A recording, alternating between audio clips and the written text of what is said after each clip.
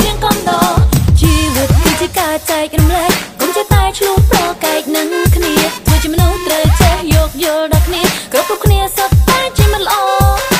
កុំមកសាលើខ្លួនឯងត្រូវក្នុងប្រែងរហូតមានលទ្ធផលដល់ដង្ហើមសំឡឹងមើលទៅលំហបងតធ្វើអ្វីដែលត្រឹមត្រូវក៏ទៅក៏ត្រូវរងរីកក៏ត្រូវរងហើយវាមិនជ្រើឲ្យខ្លួនឯងរស់ដោយរីករាយទៅថ្ងៃនេះអាចថ្ងៃសោថ្ងៃក្រោយថាមិនត្រូវតែតស៊ូកុំបោះបង់ចោលក្តីស្រមៃតោះចាប់តាមថ្ងៃថ្មីសួស្តីព្រះអាទិត្យតតាំងឆាកជីវិតជាមួយនឹងស្នាមញញឹម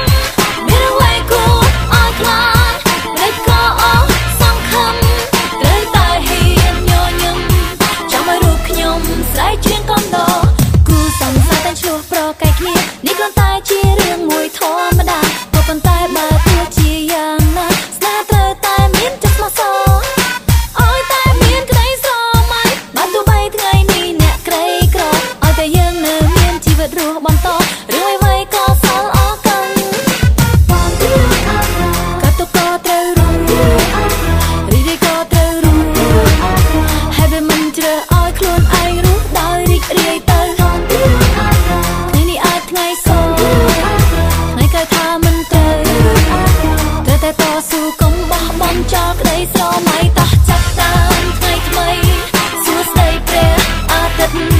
តតាំងឆាកជីវិតជាមួយនឹងស្នាមញញឹមមានអ្វីគួរឲ្យខ្លាចមិនក៏អស់សង្ឃឹមត្រូវតែហ៊ានញញឹមចាំឲ្យរូបខ្ញុំស្រែកជាងកំដរ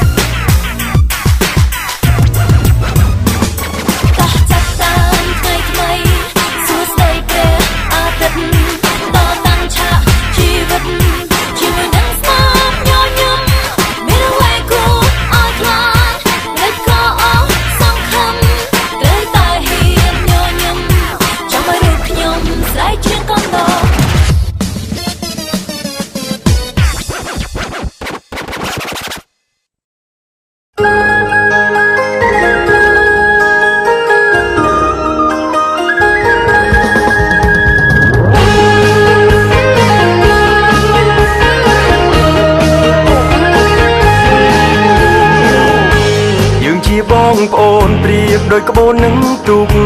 យើងរួមសុខទុក្ខប្រៀបដូចជាទឹកនឹងត្រីទាំងមិត្តភក្តិចាំងព្រមទាំងមិត្តភក្តិថ្មីថ្មីទាំងប្រុសទាំងស្រីសុទ្ធតែជាគ្រួសារខ្មែរមានសុខរួមសុខមានទុក្ខរួមទុក្ខថ្ងៃនេះថ្ងៃមុខមិត្តភាពនៅដដែលពាក្យថាបងប្អូនជាពាក្យមួយមិនចេះព្រួយប្រែបេះដូងយើងជាខ្មែរពួកយើងតែនៅក្បែរគ្នា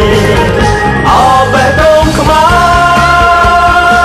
ររំពើម្លេះទេពេលបានជួបជុំគ្នារំលែកក្តីសុខដល់បងប្អូនទាំងឡាយនាំគ្នាសើចអាំអាយសប្បាយគ្រប់គ្នាបេះដូងលត់ញោមរួមបានជុំគ្នានេះជាបេះដូងខ្មែរ